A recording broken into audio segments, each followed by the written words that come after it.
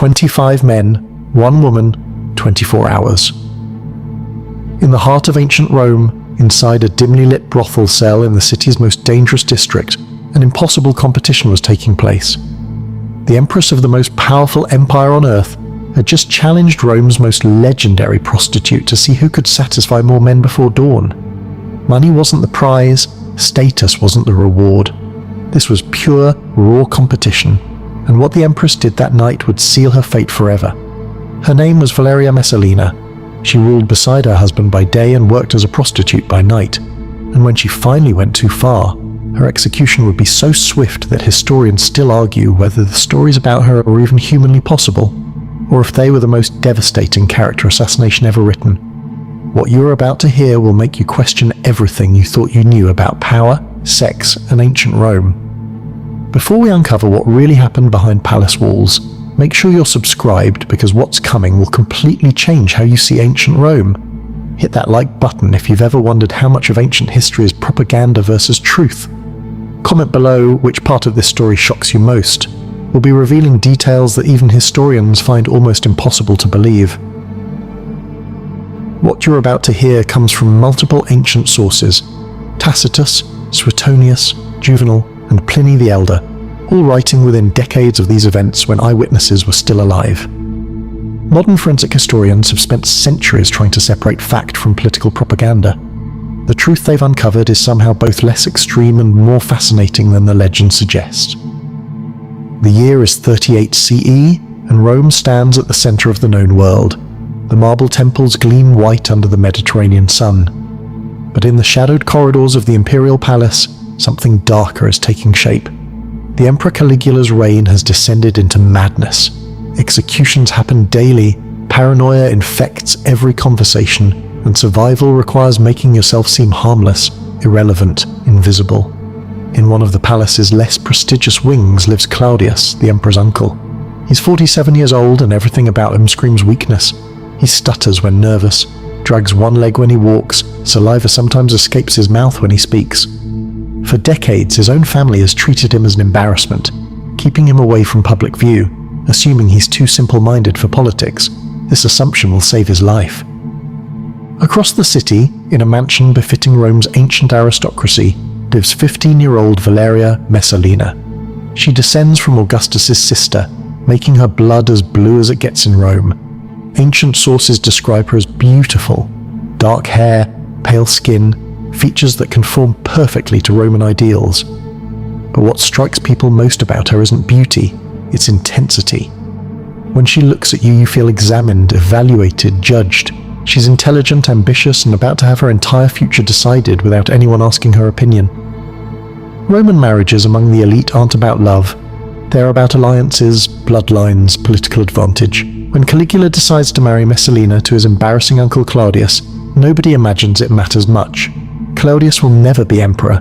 This marriage just keeps Messalina close to the palace, produces children with imperial blood, and solves a minor political problem. The girl herself has no say in the matter. One day, she's told she'll marry a man 3 decades older than her, a man she finds physically unappealing, and that's that. Her wedding night at 15 years old to a drooling, stuttering man in his late 40s must have been traumatic in ways ancient sources never acknowledged, because Roman culture didn't recognize female consent as particularly important. Then, just 3 years later, everything changes. Caligula is assassinated by his own guards in 41 CE. Chaos erupts. Who will be emperor? As soldiers search the palace, they find Claudius hiding behind a curtain, trembling. Almost as a joke, they proclaim him emperor. Suddenly, impossibly, the man everyone dismissed as an idiot rules the greatest empire in history. And Valeria Messalina, barely 18 years old, becomes Empress of Rome. Little did anyone know that this teenage empress would become the most notorious woman in Roman history. Her name forever associated with sexual excess so extreme that 2,000 years later, we're still talking about it.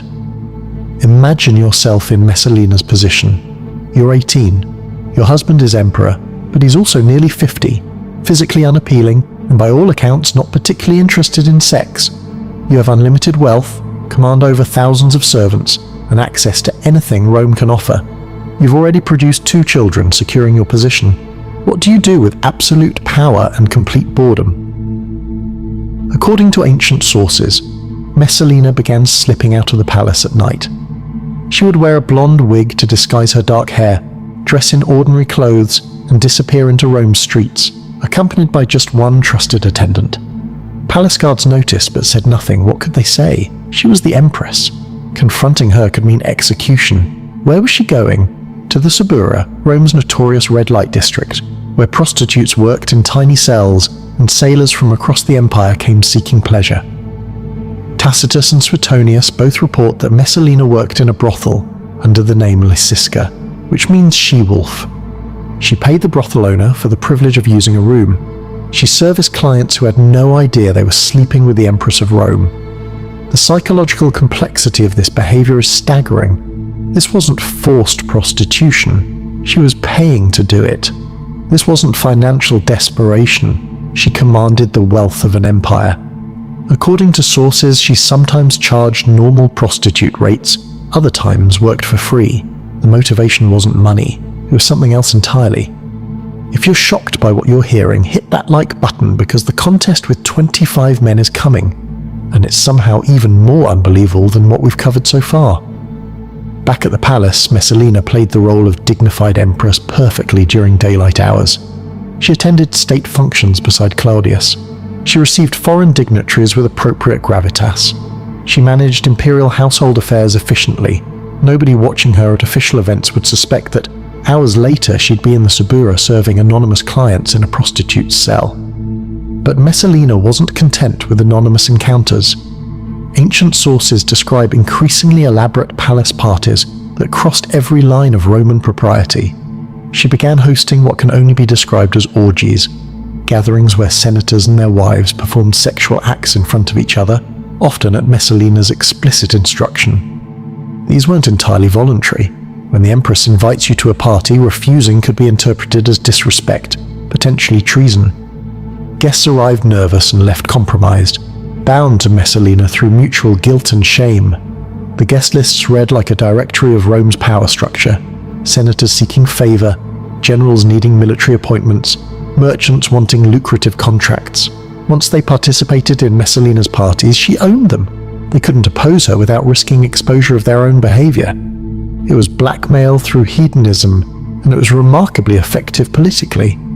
Claudius somehow remained oblivious, or perhaps chose to remain ignorant.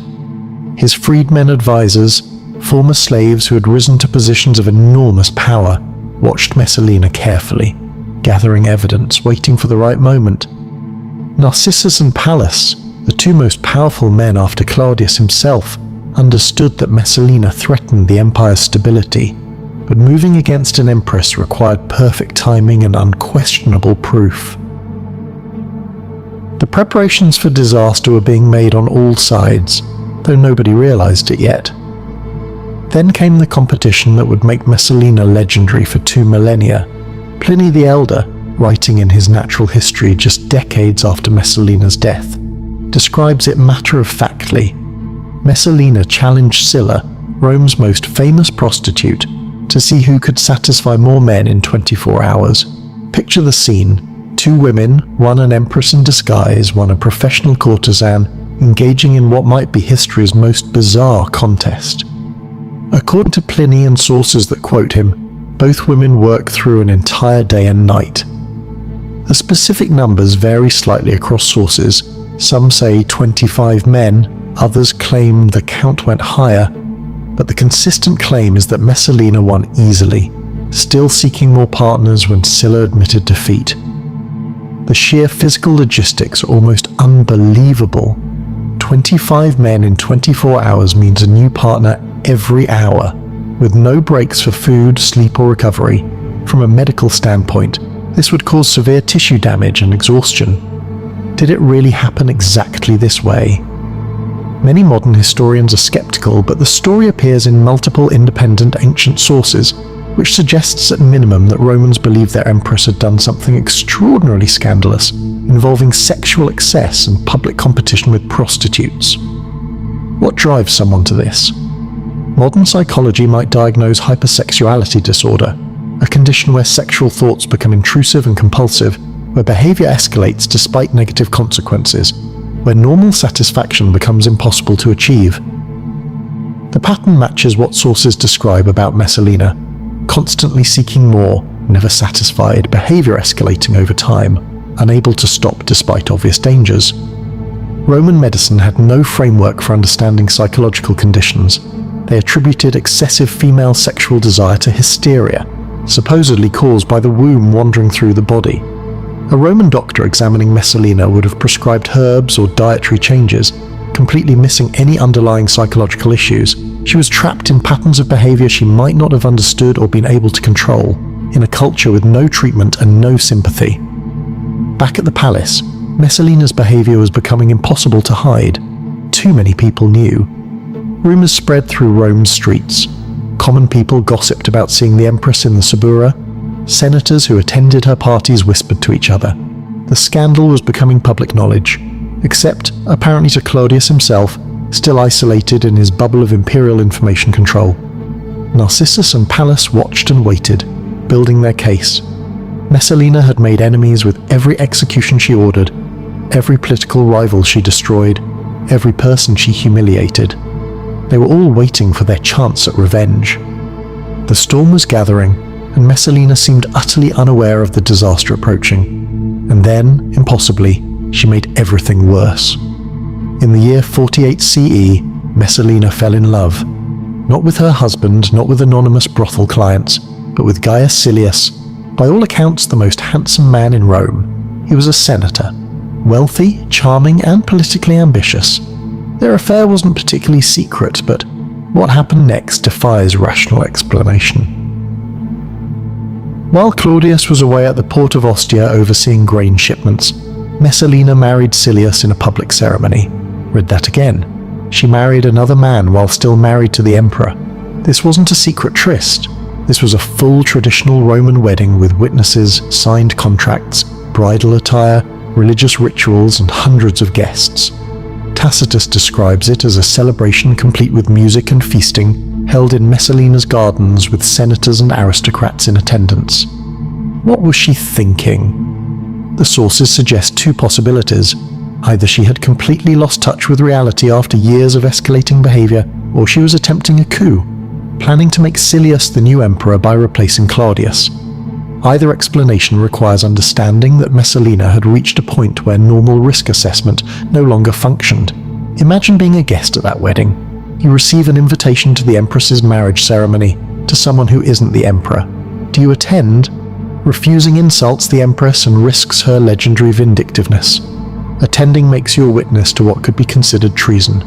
Either choice could mean death. Many chose to attend, perhaps hoping Messalina's coup would succeed and they'd be rewarded for their loyalty, or perhaps simply too terrified to refuse. The celebration continued for hours. Music played, wine flowed, the bride and groom performed traditional rituals, including mock religious ceremonies. Some sources claim they consummated the marriage publicly, or at least theatrically. This wasn't subtle political maneuvering. This was either madness or an incredibly bold power play. Then word reached Claudius at Ostia. His freedmen brought him reports that seemed impossible. Your wife has married another man in a public ceremony attended by half the Senate. Claudius initially refused to believe it. They had to bring multiple witnesses and show him signed marriage documents before he accepted that this was really happening. Narcissus understood instantly that this was the moment. Messalina had finally given them unquestionable justification for her removal. He essentially staged a counter-coup to save Claudius from Messalina's coup, taking control of the Praetorian Guard and marching back toward Rome with troops.